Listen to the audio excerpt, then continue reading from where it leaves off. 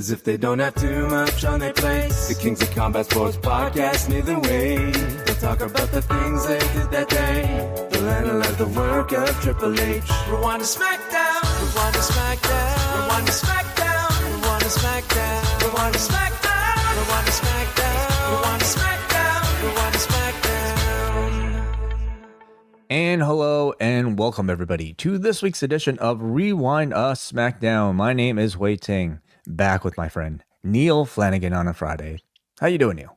Here we are. Hello, Way. I'm doing really well. So that's the third time now that I've heard the new song. Mm-hmm. And the first time I didn't really take it in because I wasn't expecting it. And this, the third time, I'm now processing the lyrics a little more. I'm a king of combat sports. So Yeah, sure you are. I mean, that rings about as true as it does for me, right? So come on. I think it's Combat Sports truer of Podcast, okay? King of Combat Sports Podcast in particular. Yeah, I still think it's truer of you than me. And but I will take it. And thank you to the... Are you trying to suggest more work for the identity crisis to change those lyrics up? Certainly not. What do you feel appropriate to be a king of? You know, what should he change it to? King of wearing a green hat every week. King of wearing a green hat. Every week. King of wearing hats. On Combat Sports Podcast, maybe. Something like that. Well, if we can bother him to update those lyrics, we will. No, I'm happy with it the way it is. So, those of you that are listening on the Café live, as we do every single Friday, every single Monday, Wednesday, all exclusively for you guys, Café patrons. Usually we don't play the song off the top because we usually start with our XL edition. That's usually a bit cold, right? We're doing things a little bit differently today. There will not be a news of the day portion to this particular show, namely because there aren't so many big enough stories, and some of the big stories that we will get into, we just felt like, maybe we'll just do it in the body of the show itself. On top of that, Jack Wannon and John Pollock had a very lengthy discussion about the G1 as well as UFC 330 on the free feed that's available for all of our Café patrons. Sorry, for all of our regular tier and up patrons right now in the Post Wrestling Cafe. So those of you who want your little bit of news and G1 preview, you can scroll down a little bit further in your Café feeds, and you have that about half-hour discussion with John Pollock and Jack Wannon. There are maybe a couple loose ends that, Neal, you did want to get to off the top, didn't you? Yeah, I just felt that, the main thing going into this weekend is that it's G1 semifinals and finals weekend. So as Way has just mentioned, there's not much point in us replicating a very informative free for patrons update that came from John and Jack today. But just the main points, it is the semifinals tomorrow, finals on Sunday. Both are at Sumo Hall in Tokyo. And so it's Tsuji versus Uemura. Callum Newman versus Rohei Oiwa. All four of them finished on 12 points. And crucially, none of them have ever won a G1. So we've got a first-time winner guaranteed on Sunday. So I don't know who you've got, Way, maybe going into the finals. Neither of us, I think it's fair to say, have been following the G1 religiously. I've followed I'm not even following it agnostically. Yeah, I suppose maybe atheistically, you could say. Of the four, I feel like it would probably be one of the Japanese, younger talent, and therefore probably Uemura might have my pick. So, it wouldn't make sense for. Tsuji, of course. Actually, no, it makes no sense. He's the champion. He's the champ. I guess that would make no sense. Newman could win, but I don't see him headlining a Tokyo Dome. So to me, it would be down to Oiwa, or maybe more likely, since he has a little bit more tenure, Uemura. Yeah, that will be my pick as well. I think Uemura and probably Newman in the final, and Uemura coming out on top. And I think that's actually both John and Jack's picks. So watch us all be wrong. The other little wrinkle about tomorrow is that neither of the semifinals is actually the headline. The main event is Hiroshi Tenzan's retirement match, which is just a 5-minute exhibition with Satoshi Kojima, 5-minute limit. So this guy with a 35-year career, 4 IWGP titles, 12 tag titles, 3 G1s, so his career winds up, and I'm sure they'll send him off in some style. So just wanted to mention that. As I say, go listen to John and Jack, who've done a proper job of breaking all of that down. Yeah, John over the past week has also given us like a really great retrospective on Hiroshi Tenzan's career as well in audio form for all of our, well, I believe that one was out for Double Double Plus patrons. But today's show is out for all members, including our free ones. So go to postwrestlingcafe.com, sign up for a free account. You can listen to today's chat. There you go. All right. Did you also want to mention the Punk note, NXT as well? Well, Punk is, and this was mentioned on Pollock and Thurston last night as well, WWE are heavily promoting CM Punk's appearances all the way through to Halloween, really all the way through to the end of October. He's pretty much on every SmackDown. There's quite a few live events happening too, but I suppose the main thing to note here is that he is confirmed, as most people thought he would be, for Worlds Collide at Allstate Arena in Chicago on September 26th, which of course is the same neighborhood and date of AEW All Out. So one thing I did want to ask you is, do you think this makes a button of difference to attendance and or pay-per-view buys for AEW? Because I don't. Well, a button. Well, define a button. What is that exactly is a button? Any significant difference to how AEW will perform on that day? I mean, I can't say it would have zero difference because CM Punk, especially in Chicago, is a big difference maker, right? But I mean, I would also largely depend on what exactly he is doing. If it's strictly just an appearance, maybe that would take some of the steam out. Maybe a button, a significant amount, maybe not, Neal. But you know, he is, I think, the biggest hand they could play for that particular market, of course. Of course, yeah, and they clearly see him as a draw because this entire run has been that they promoted is all around Punk, including a Punk 20 ticket discount code attached to all of this, you know, so you can get 20% off your tickets as well. It's all promoted around 20 years of Punk in WWE. So, yes, uninterrupted 20 years of Punk in WWE. It's some creative math there, I suppose. Sure. You know, like, yeah, does that really count when like a good half of that he wasn't even there? I mean, you know, like. I guess to me it reads like Dominic Mysterio celebrating his 30th anniversary or however. He's probably at 20 as well, isn't he? You know, 20-year veteran is what he calls himself. So that's right. This is kind of like that, but whatever sells tickets, I suppose.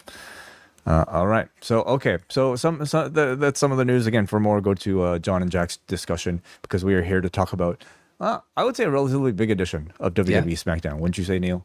I would, certainly.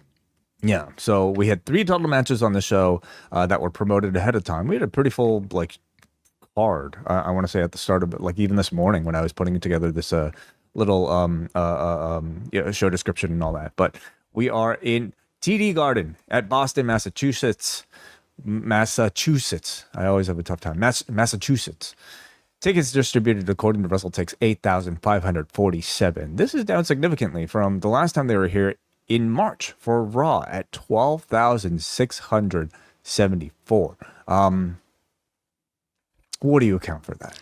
I just think there's been a general softening of ticket demand because, as you said, I mean, this card was pretty much trailed, and the fact that Punk, Kevin, Cody, that you could, absolutely expect Randy, despite what you saw at the beginning of the show, to be on this show. A lot of big names.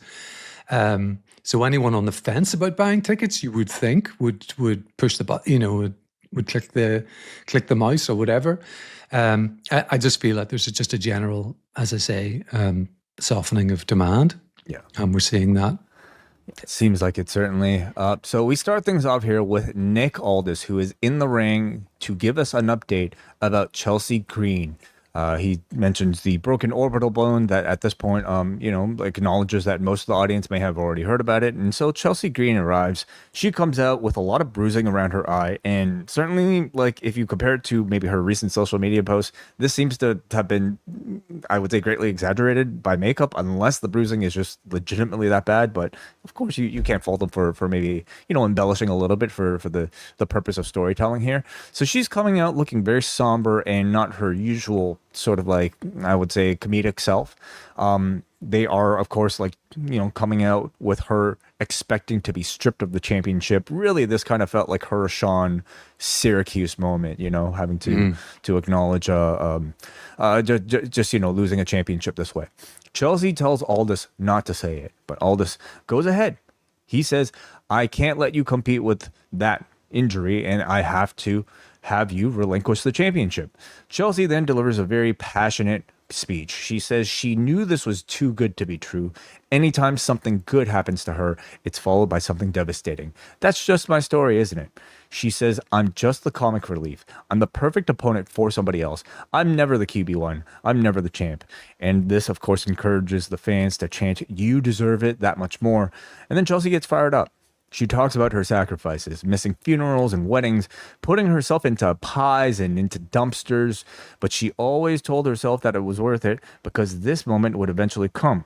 She then starts talking about Nick Aldis in particular and says, Nick, of all people, should understand. We proved it doesn't matter what the office thinks of us. All that matters is what we think of us. You and your wife were both former champions. And until somebody that takes this off of me, this is mine. And says, you of all people would understand. Now, despite saying that, she does hand her title over to Nick Aldis and leaves. But Aldis says, Chelsea, wait. Nick Aldis says, as a man, I don't care what medical says. I'm going to give you 30 days. You can get yourself cleared. You can get yourself a face mask. Until somebody takes this away from you, this is yours. So, I thought a brilliant segment, to start us off, Neal. Obviously a very real injury that took place last week, but they happened to, I would say, take a real negative and turn it into a positive here. Yeah. And I thought it resulted in an even more heroic spotlight on Chelsea Green coming off of all of this. Another reason why we didn't really do a separate news segment is one of the news stories was we knew would probably play out tonight, and that was that there had been reporting that they were not going to strip Chelsea of the title because apparently just the social engagement, among other things, of the WrestleMania win had done really, really well. And SummerSlam. And they've invested quite a bit in Chelsea, including in Unreal. She's really one of the main characters on that show. But to get back to tonight, yeah, I just thought this was absolutely tremendous. What she managed to do, I think, with some of the references to the landing in dumpsters and taking, pies and birthday cakes to the face and all of that, but it all building to a moment that she really wanted. This felt real, and even though we know it's not, she did an absolutely brilliant job of it.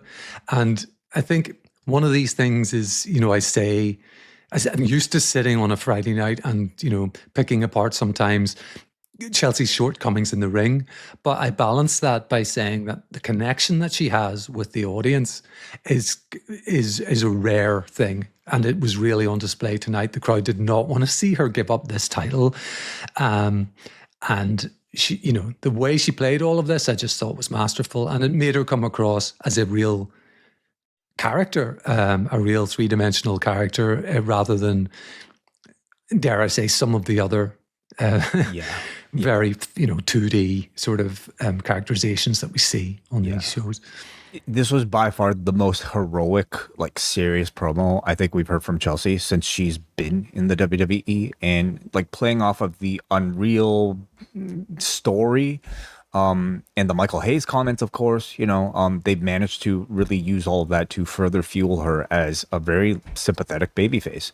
One who is not just competing with wrestlers on screen, but is competing with management who doesn't see her as a top girl in the company. And that, of course, is a story that, isn't always necessarily spelled out, but is often the case in the case of Kofi Mania, Bryan Danielson, et cetera, et cetera. And I think having Aldis on the other end here, it kind of makes brilliant sense given Aldis's own history, so that he would be susceptible to this sort of plea, because he would be able to relate of anybody on this roster. And of course, I don't know if this is directly spelled afterwards, but it does to me do a strong job of reigniting Aldis's wrestling character as well. I mean, the reports are that they don't have those ambitions to have him continue, but they very well, could springboard even off of this speech into another campaign for Aldis to want to challenge Gunther one more time, or what have you. So again, another great segment that I would argue might have done better for Chelsea than had whatever they originally planned. Whatever it was with Tiffany Stratton. So they managed to take a negative and turn it into a positive, and that just seems to be the story of like her career in real life, isn't it? So brilliant work here. But it continues, and it's not over. And I would dare say it got even better, because you have Gunther show up next. And what is Gunther doing here in the Chelsea Green segment? Well, Gunther interrupts and wants to talk about more serious things, and this prompts the fans to chant Chelsea even more. Gunther starts taunting Chelsea, says, "You pulled the title off a ladder and then you ran into a door frame. I competed twice at SummerSlam, including making a man tap out in front of his family," as said man happens to be standing in the ring, of course, next to him. He wants to know from Aldis why he added Owens to the match. Aldis says it was the other way around. In fact, he added Gunther to Owens' match. Chelsea says, "Good one, Nick," and Gunther tells Chelsea to shut up.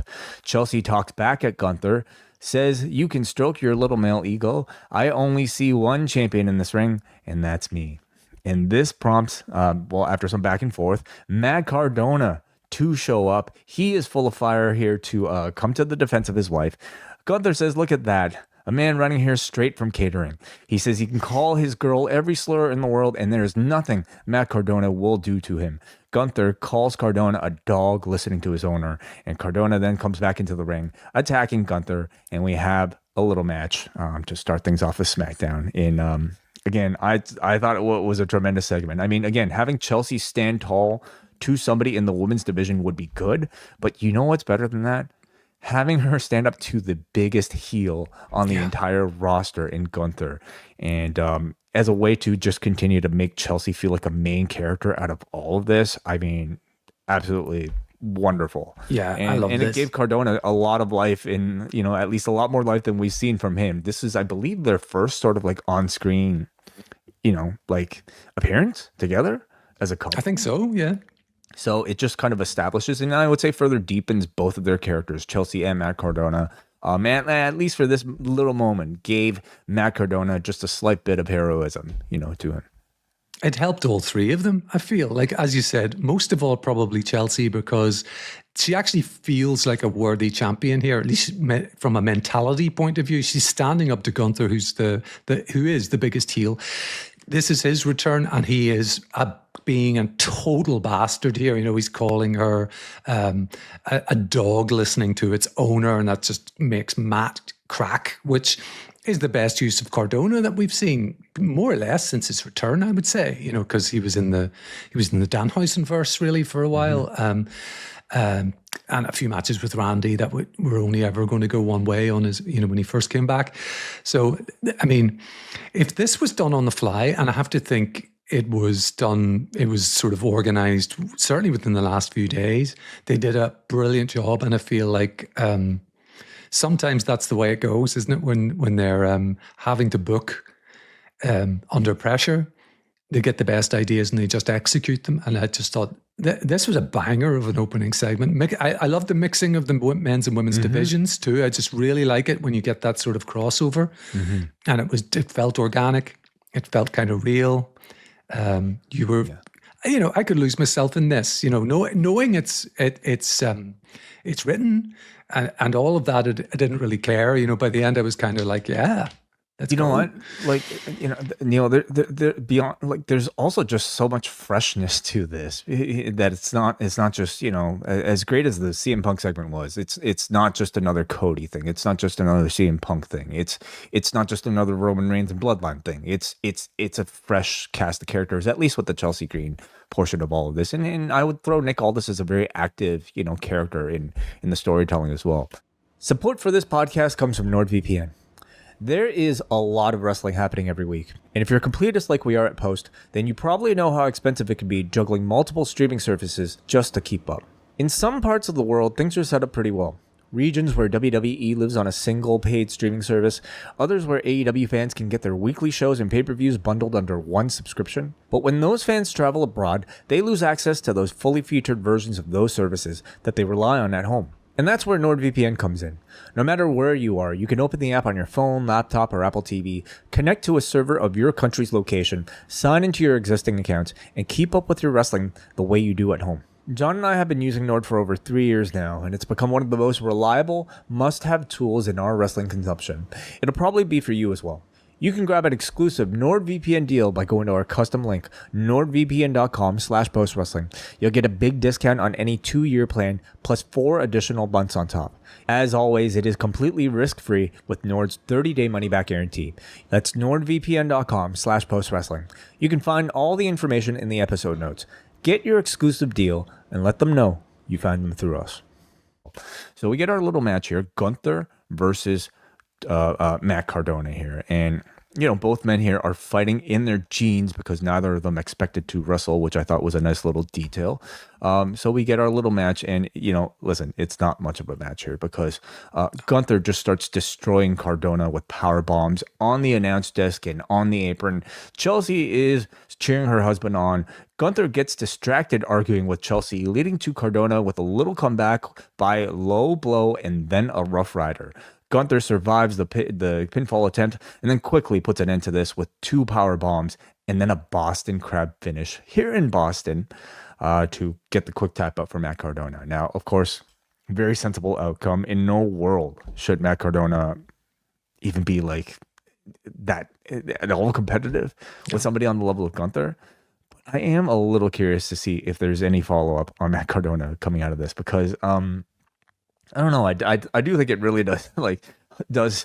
There was some potential here, to I would say make him into somebody bigger than he was. And I do think coming out of this, losing this way, trying to defend your wife and then miserably failing. I don't know. I know it's Matt Cardona. I wouldn't expect that much protection, but I do think there is room for follow-up that the audience would want to see out of this. Am I maybe overthinking it? I'm not sure. I think for me, my takeaway was this just cements the return of Gunther to the top heel status. The fact that he was saying, before all of this, I could call her, you're talking about this man's wife, I could call her every slur I wanted and there's nothing he could do about it. And he turned out to be right. There was nothing that Matt could do about it. So from that point of view, I do see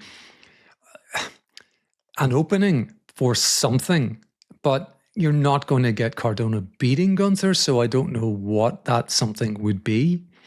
My main takeaway by the end of this was it just totally cements Gunther right back up where he belongs as a complete shit-eating bastard, who you love to hate. There were some great lines from Gunther, directed at Matt Cardona between here comes a guy running straight from catering to, just calling him like a dog listening to his owner. I just to me, I thought the heat was so strong that I do think it needs to be extinguished a little bit. And it can't be from anybody except Matt Cardona, right? You can't have another man fight your wife's battle that you are trying to fight. So I just think there's some room here for further storytelling for Matt Cardona, just to kind of let him have a little bit of an ounce of revenge, or at least some character transformation coming out of it.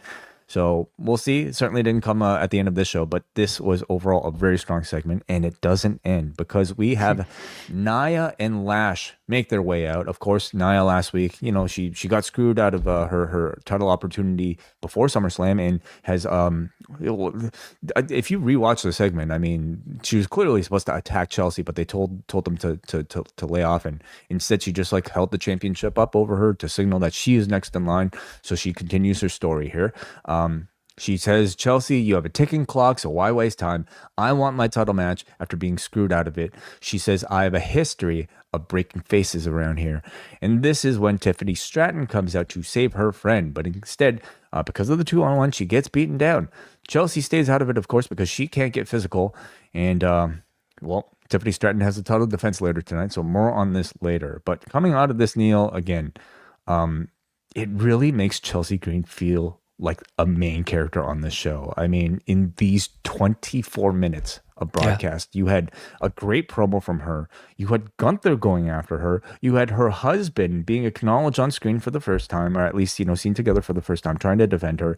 Then you had Nia and Lash going after her. And then you have her best friend saving her. There's an entire little ecosystem in a world built around Chelsea Green.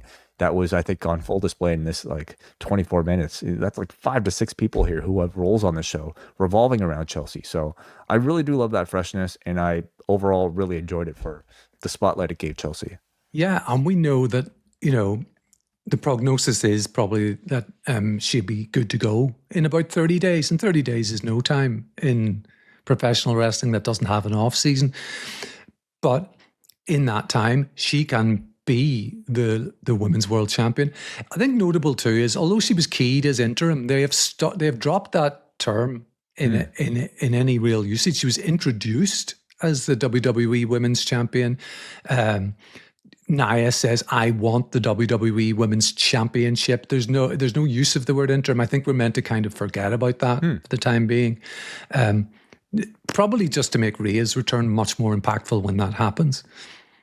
Yeah. With the timeline of like, Rhea going in for surgery, it makes me wonder how long, and you would expect like maybe them having some sort of like that gives them reason to officially, crown Chelsea Green the permanent one. But if they're staying away from it, maybe it is for the reason you suggested, Neal.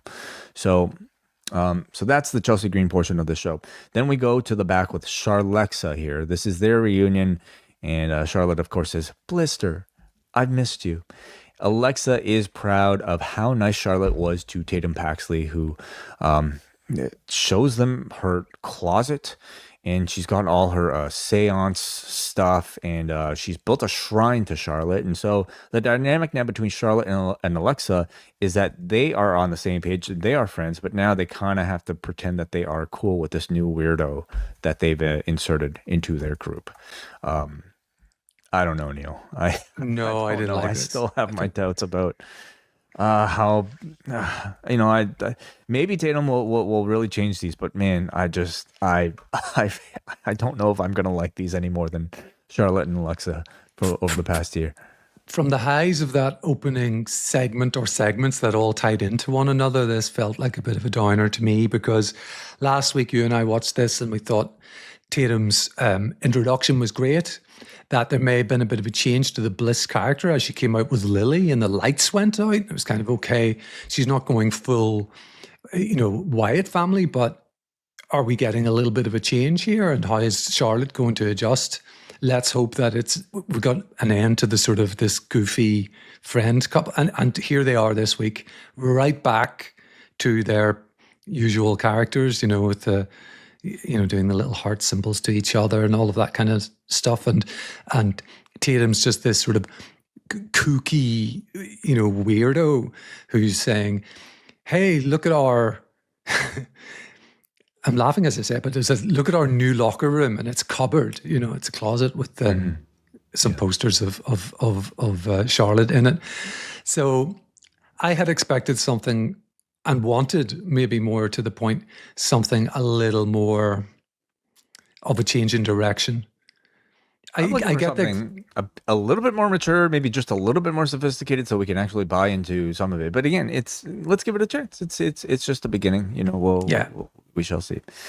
So all this is in the back with Cody, and Cody, just wants to make the Orton match official. And all this suggests Saturday night's main event in Atlanta. That seems to all but confirm that, it'll take place then. What is that? I'm not certain. I'd need to look it up. Me Atlanta. I gotta look this up here. Yeah. Or I should call John Pollock, shouldn't I? September 6th. So Sunday night's main event, actually. So that is happening. They got a few weeks, but that seems to be an appropriate timeline for Orton versus Cody here. All this, Cody says whenever, wherever, just book it. And this is when Sami Zayn walks in. Sami shows up. Oh, look, Cody asked for something and he gets it. And Sami starts complaining about getting screwed at SummerSlam. And he also adds that he had to wrestle that match with a broken hand. Cody gets mad, says, "You used to be able to do this, Sami. And maybe it's because I felt I owed you something. But I don't owe anybody a damn thing anymore." And he says, "Enough of you and your carpal tunnel gout fist." He challenges them to a match with his carpal tunnel gout fist. That would be a great name for a finisher with a left hand. Or a band. Yeah, carpal tunnel gout fist of God. Sami says, "Last time they wrestled, I beat you clean as a whistle, and I won your championship doing it." Cody says, Well, why don't you wrestle me tonight? Sammy says he has a broken hand and can't go tonight. Aldis says, well, if you beat Cody tonight, you will get the winner of Punk and Kevin Owens. Sammy, still reluctant due to his injury. Aldis says, let me know. So, this is continuing to show, I think, a more aggressive and don't give a shit side of Cody Rhodes. And I've been enjoying it in these little iterations, including these interactions with Sami Zayn, which I still really enjoy. Me too. And we get much more of it later, but it does cement this sort of this sort of harder edge to Cody that we saw at the beginning of really last week, where he was sort of saying, I don't need to be the Boy Scout anymore because I don't have the title. He sort of doesn't need to set an example, etc., etc.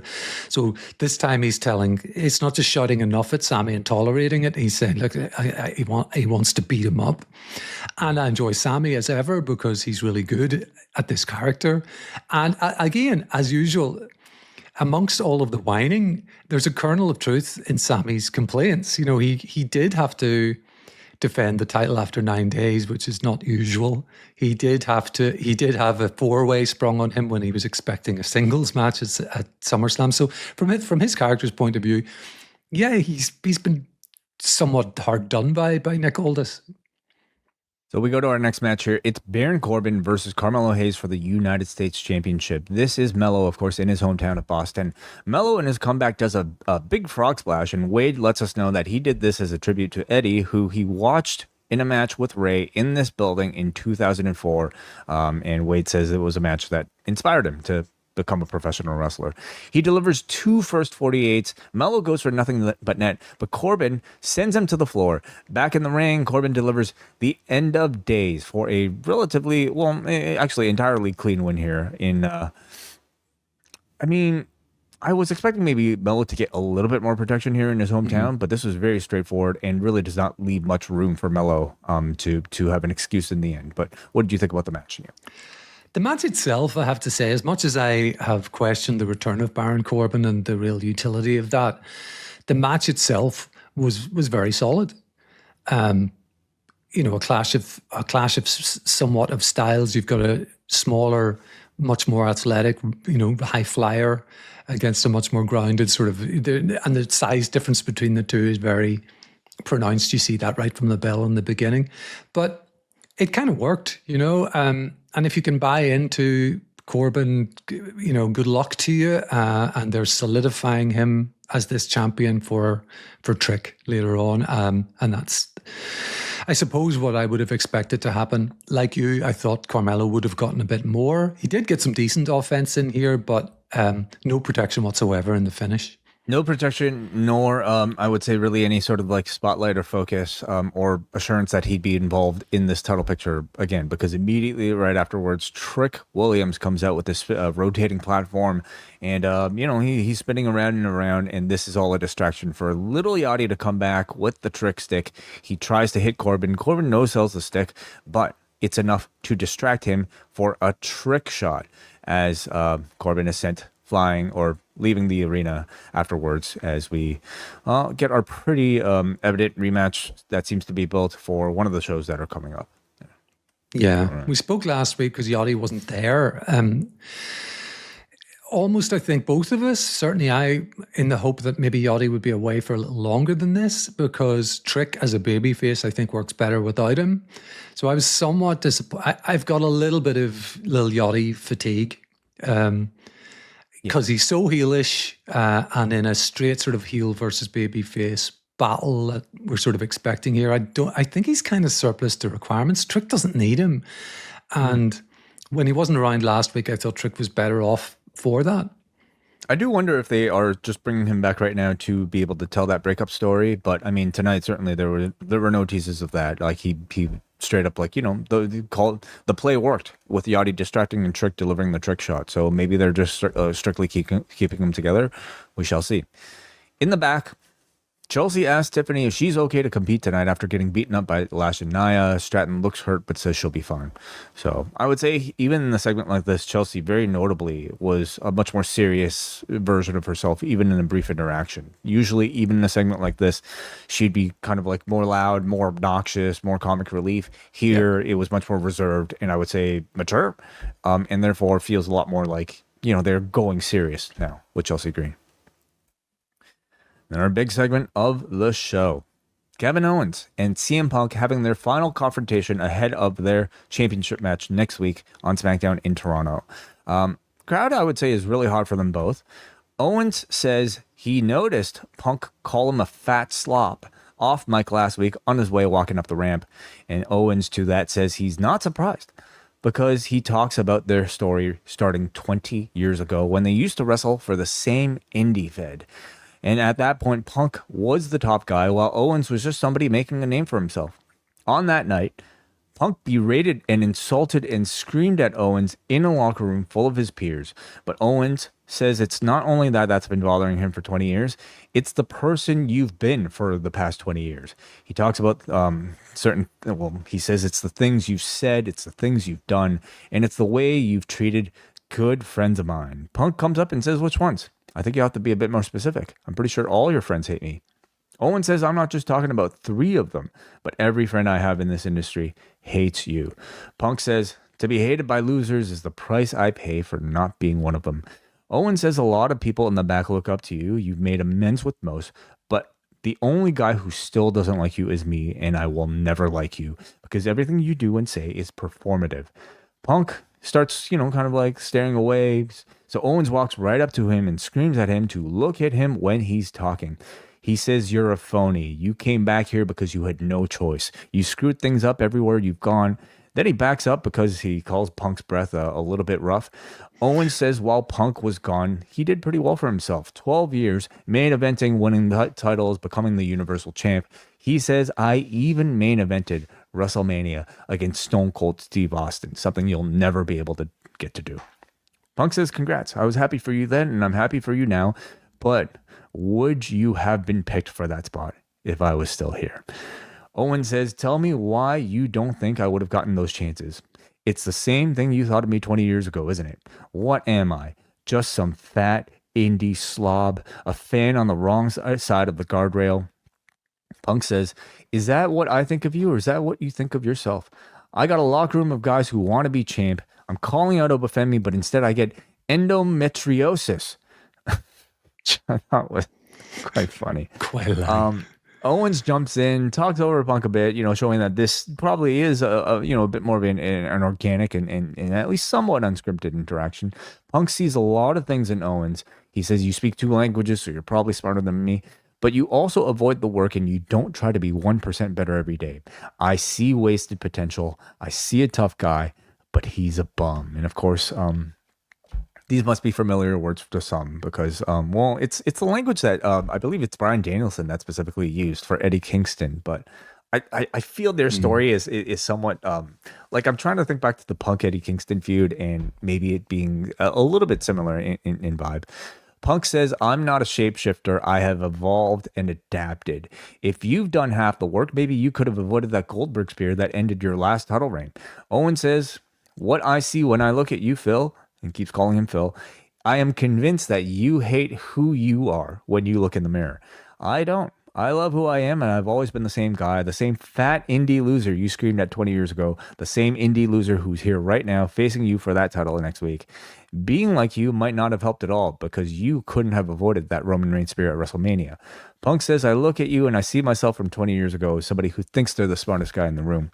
Owen says, I regret for 20 years not punching you in the mouth. He didn't do it then because he knew Punk would have ruined his career. And I'm not going to do it now because I get to do it next week. And I don't just get to punch you in the mouth. I get to do it and beat your bitch ass for the title.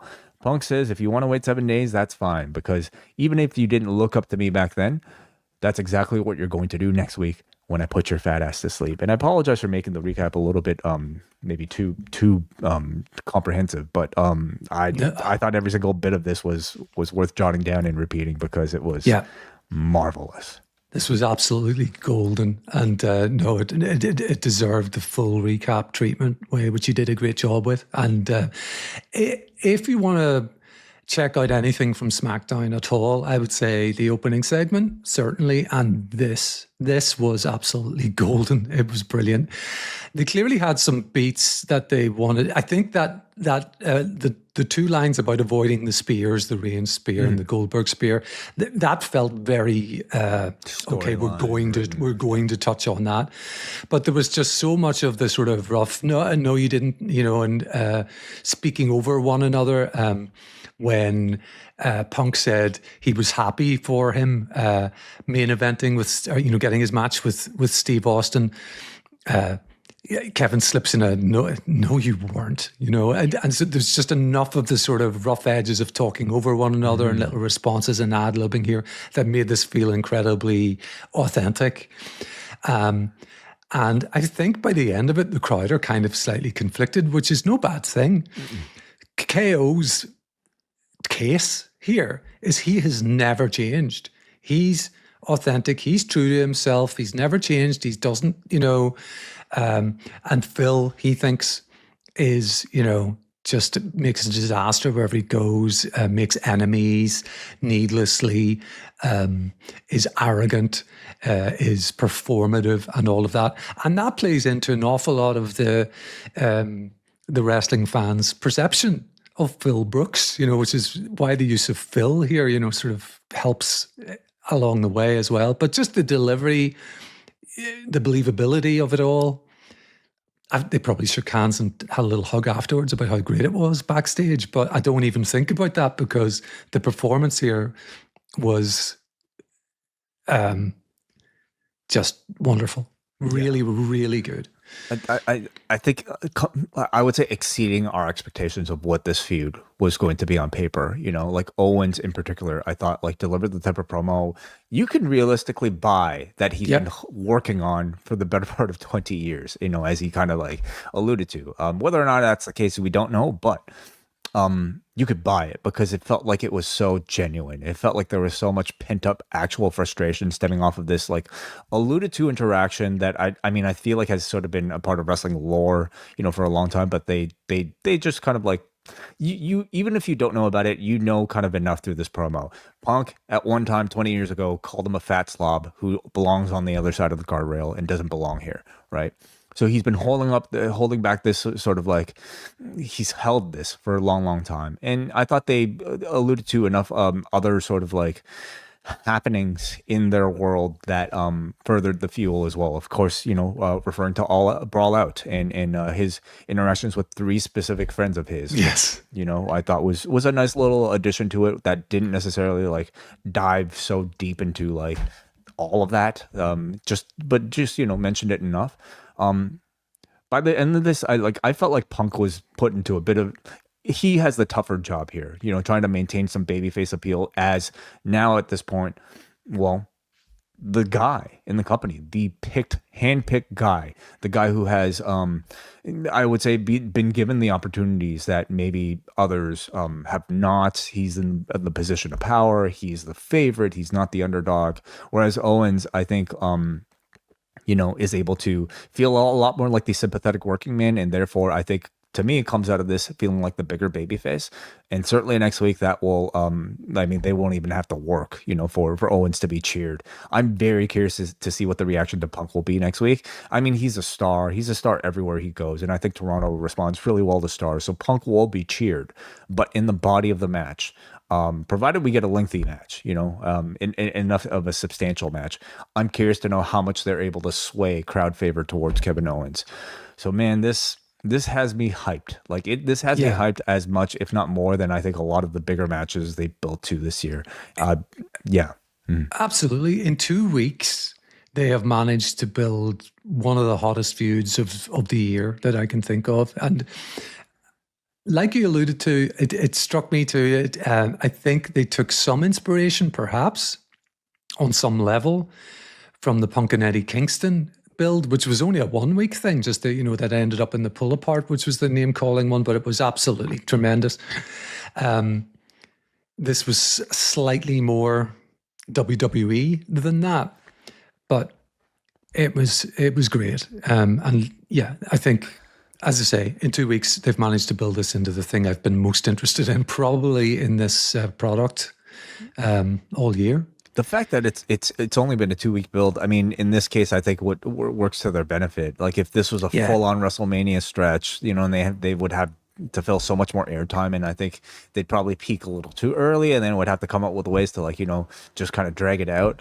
This being essentially like 2 to 3 week build, you are kind of like building maximum interest in 2 very lengthy, very, very, very strong in-ring talking segments. So, but all that said, there's enough juice in all of this that I certainly don't see it ending by next week. So I'm not expecting the definitive conclusion, to the match next week. But I'd be very happy to see this further onto a bigger stage. I don't think there's a single chance this finishes next week. No. And it has to end with Steve Austin coming in, entering himself into a 3-way with both men at WrestleMania. Steve's a big, kayfabe at least. Steve's a big sort of fan and friend of KO. I think it was he who chose Kevin, at that WrestleMania. So I don't know that Punk would have got that spot. Would he have chosen him if Punk was there? I don't know. But Punk would have gotten the spot. Come on, it's the way bigger money match.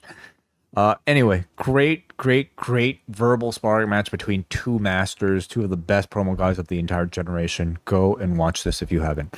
In the back, Finn Balor is with Nick Aldis, and Balor's mad about the SummerSlam match, but says, well, forget about it, Nick. I have other things I want to talk about. But he is quickly interrupted by Gunther, who also wants resolution for SummerSlam, and Kevin Owens being added to the match. Gunther disrespects Balor, says he only sees the shadow of Finn Balor there. Balor says he will do anything for another title shot, and he's happy to beat Gunther to prove that. So a Gunther-Balor matchup coming up. And a bit of heat from Finn, called him a condescending prick here, which is kind of, tough words from Finn. And I also enjoyed that Gunther was like, you made me wrestle in my street clothes. He was like absolutely affronted at all this for having to wrestle in jeans, Up next, our match is the MFTs versus Truth and Priest taking on the War Raiders for the WWE Tag Team Championships. In this match, Truth and Ivar work together to deliver a suplex to Tama Tonga. Then we get back on the floor, and Priest is sent through the barricade by the War Raiders. Tama and Truth are left alone in the ring. Truth delivers his Cena 5 moves of doom, but the AA is stopped by a rake to the eyes. The MFTs then deliver their finish, the Brothers Keeper, which is like a vertical suplex lift into a powerbomb from Tama Tonga. And the MFTs, led by Haku, are your new champions. So the story being, I guess Haku has somehow coached the MFTs into becoming new champs. This is the big difference maker, even though Haku didn't get involved really at all. Not at all, but he must be behind this Brothers Keeper sort of assisted slam thing. He taught them that move. Yeah. It's the elder. It's been passed down from the elders. I'm afraid, like the crowd, I was not into this match because everybody, I think, was on a come down from that tremendous promo segment. The other point about all of this, I'm afraid, is that the divided men's tag scenes don't help anybody. They're on Raw. I think they're an albatross around the neck of Braun Breaker at the moment. And on SmackDown, like the division is just so incredibly thin that these titles mean absolutely nothing. I fully expected this title change tonight. And when it happened, there wasn't much of a reaction, either from the crowd or from me. And I thought the match itself was a bit of a mess, because there was a break almost immediately, and everybody was involved. Not much to write home about. Not much to recap. It's a dead division, and I don't think the title change inspires that much, optimism for it. I mean, it doesn't feel that long ago that we had Tama Tonga being one half of the tag team champions, and this feels no different. You're just exchanging the role of Solo Sikoa for Haku, and I don't know if that's any sort of improvement whatsoever. They've done really nothing to, increase my interest in the Tongans. Certainly they've done nothing to increase my interest in the War Raiders, who are just really bodies here. Where are the interesting, at least in-ring teams? Back a couple of years, you at least got to look towards the tag division as, your in-ring quality of the show. You don't really have that anymore. Fraxium, I think, are sorely missed. The Street Profits are sorely missed, in the division. Aren't they? Are they? What happened to the Street Profits? I think Tez is probably on paternity leave for a bit. Okay. But yeah, we had the machine guns, of course. They've gone. And Los Garzas, who are very, very good in ring. You know, they're doing the Los Perros del Mal thing in AAA at the moment. But yeah, I mean, it all just feeds into your same point, way, which is that there really isn't an actual division here. So the titles, therefore, don't mean a lot. And Haku, while he's an imposing presence, I suppose, to a lot of people, Haku at this age, and including me, Haku with the grey hair, my immediate thought is the Dark Side of the Ring clip where he's just cracking up laughing at the Shockmaster spot, which he had never seen before. So when I see, you know, Haku at this age, that's all I can think of. They need to do maybe a bit more with him to make him feel like an imposing promo at least, or something. Yeah, I mean, again, as a sort of like nice wrinkle to show that this is like a refreshed group of Tongans versus what they were with the MFTs, I suppose I can understand why, but in execution, I'm not that inspired by, I think, what they could have, you know, at this age. How old is Haku age? Wrestler. I need to know this. They mentioned that he was tag champs with Andre the Giant. Haku was 67 years old, okay? And I mean, this was like, certain wrestlers can wrestle up until that point, but I'm not expecting much physicality out of King Haku right now. So we'll see. We'll see. I mean, they really need to build some new tag teams here, you know, to make this division feel significant again. We get our next match. It is for the United States Championship in the women's side of things, with JC Jane taking on Tiffany Stratton. Stratton, of course, her wrist is injured after the opening segment here. So, you know, Fatal Influence comes out, or at least they are out, and they're distracting on the outside. Chelsea comes out to neutralize them after the break. Stratton delivers the PME, but JC gets her knees up. Chelsea then stops Fallon Henley from getting involved on the outside, and Tiffany Stratton decides to come to Chelsea's aid because, of course, Chelsea is very, vulnerable right now with her injury. So she delivers a big dive back in. Jane hits the rolling encore on a distracted Tiffany Stratton, and we have another title change here, back to back. JC Jane being your new United States Women's Champion. Yeah. I think the moment itself didn't feel gigantic, and it may still have been the aftermath of the Punk and Kevin thing, perhaps. But going forward, this is exactly where these three need to be, all holding gold. They've been great since that they were called up. Even during the match, just watching the facials of Fallon and Leonie at ringside, just healing it up to the crowd. They're great. All three of them are really good as characters. They're also all three of them really good in the ring. The match really wasn't a huge amount to write home about, but it furthers the story in two ways. It cements Fatal Influence as a real proper stable that have dominance here. You know, they've got the tag titles and now the women's US title. And it sets something up for Tiffany long term because, you know, she lost her title here going to the aid of Chelsea. And I think we've suspected for a long time that Tiffany is going to turn on Chelsea Green, and that may be 30 days plus away because of this she can't compete, and Nia is sort of, you know, the number one contender, it feels like. But I don't mind waiting for that. I think that turn is going to come, and that will set up an awesome turn for Tiffany, which she kind of needs, I think. Yeah, Stratton and Chelsea like always seem to be a destination for, if not upcoming, then at this point, like it feels like it could be big enough, and you've left it brewing long enough that it could probably be a Survivor Series match or even beyond. You know, if they play their cards right. I mean, Chelsea has the championship now, but ultimately, I think you feel like Stratton is going to be responsible for her losing it at some point, whenever that may be. And you know, I also wonder, so did they mention that this match would be taking place? They already booked this match last week, right? Did they specifically mention that it would take place this week? They did, yeah. So I imagine this was always going to be the result, but you know, maybe with a bit more physical involvement from Chelsea Green. However, with her not being able to do any sort of physicality, I thought they came out with a pretty strong way. In fact, a way that kind of worked better, so that Stratton could still blame Chelsea, but not having Chelsea do a thing, and that was because Stratton wanted to come to Chelsea's aid because Chelsea was injured, and in doing that, got herself distracted and got her, had her lose. So on all of this, Chelsea looked, of course, completely innocent. She never asked, Stratton to do it for her, but Stratton maybe trying to, play good friend. It ended up costing her the championship. So they managed to find a way to tell that story of having Stratton eventually blame Chelsea for the title loss without Chelsea having to do anything physical at all, which I thought worked really well.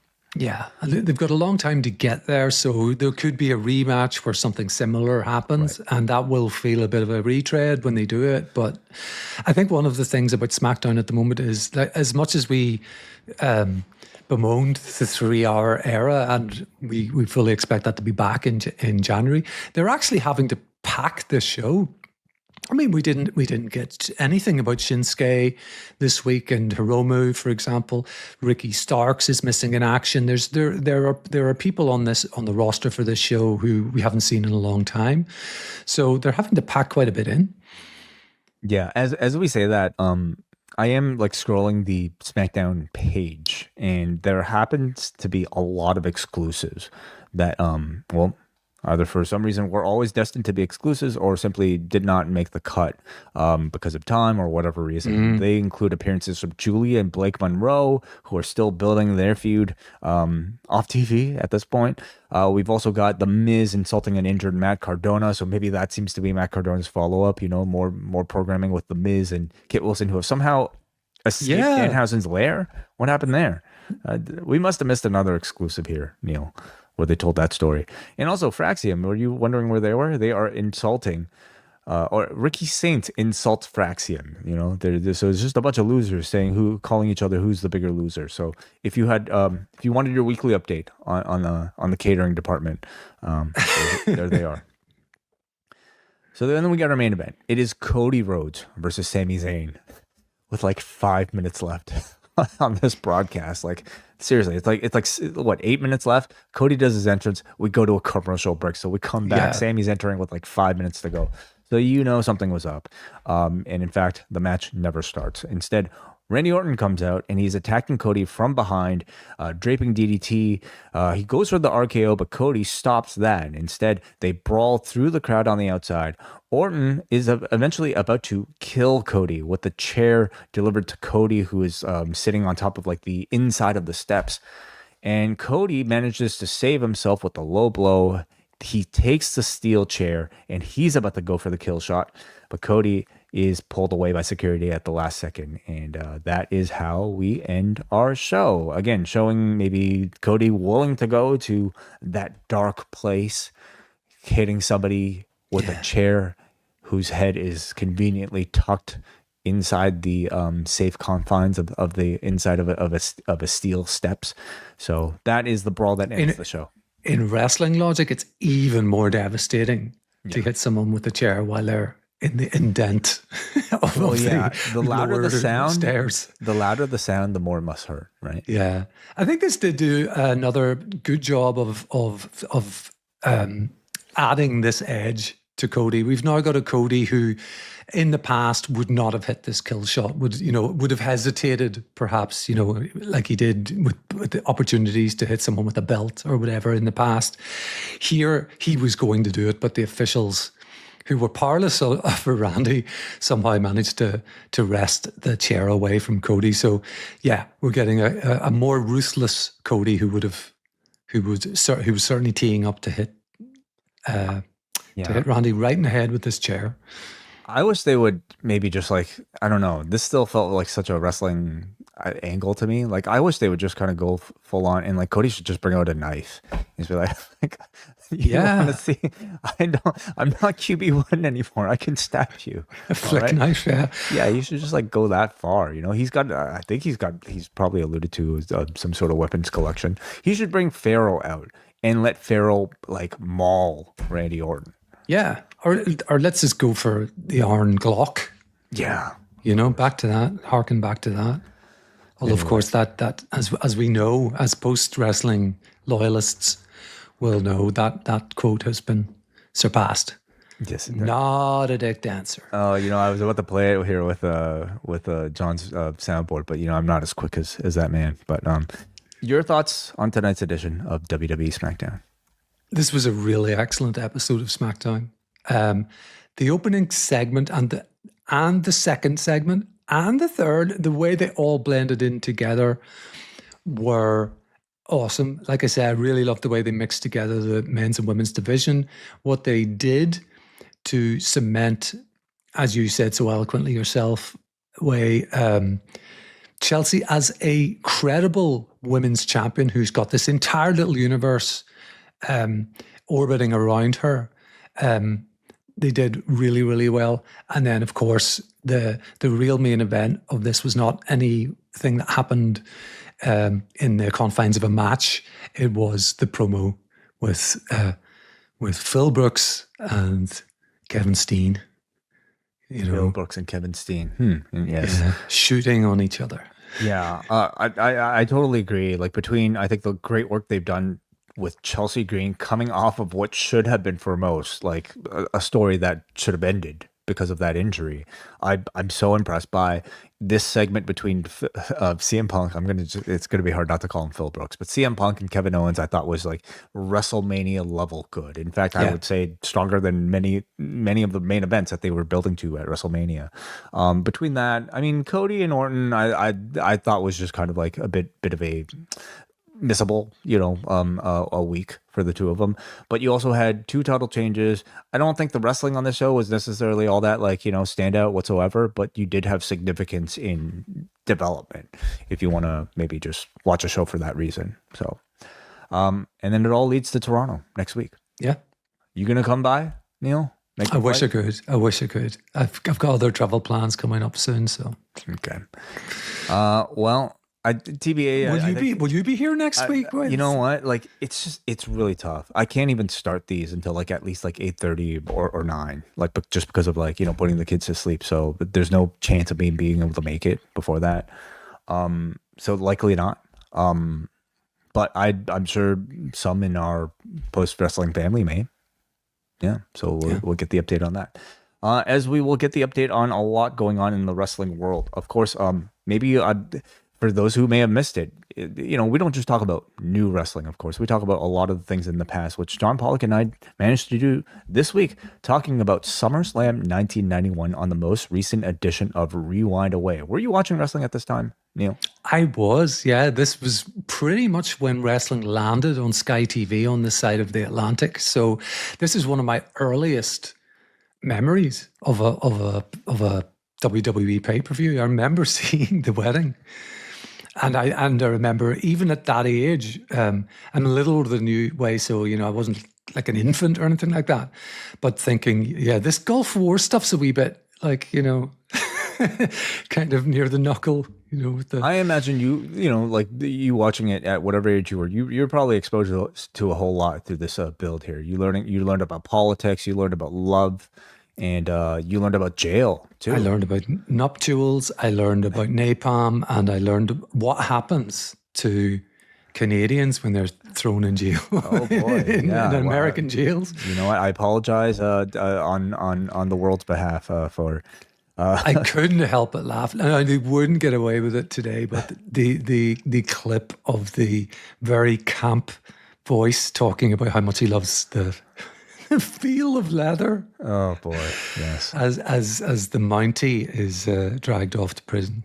Yeah. A lot of highlights and a lot of lowlights on this particular show, including a lot of discussion about what exactly was going through with the Ultimate Warrior's contract ahead of SummerSlam 1991, and much detail about both that and also the payouts for every single person on this card. So a lot of fun. John and I spent 2 hours talking about this. The entire pay-per-view is available on WWE Vault if you want to go and listen to it. Also, for our Post Wrestling Cafe members, we have the latest edition of MCU Later talking about the season finale of X-Men 97 Season 2.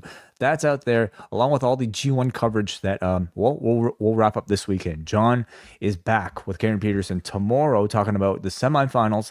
Then we've got on the weekend the G1 final review with Bruce Lord, Karen Peterson, and WH Park. all that plus a UFC review. We've got Collision Course with Kate and Ray this weekend as well. So just a whole lot of stuff and a whole lot of value for you guys in the Post Wrestling Cafe. Maybe with all that said, Neal, we do have a few pieces of feedback. Let's go into the cafe to do that as we bid farewell to all of our free feed listeners.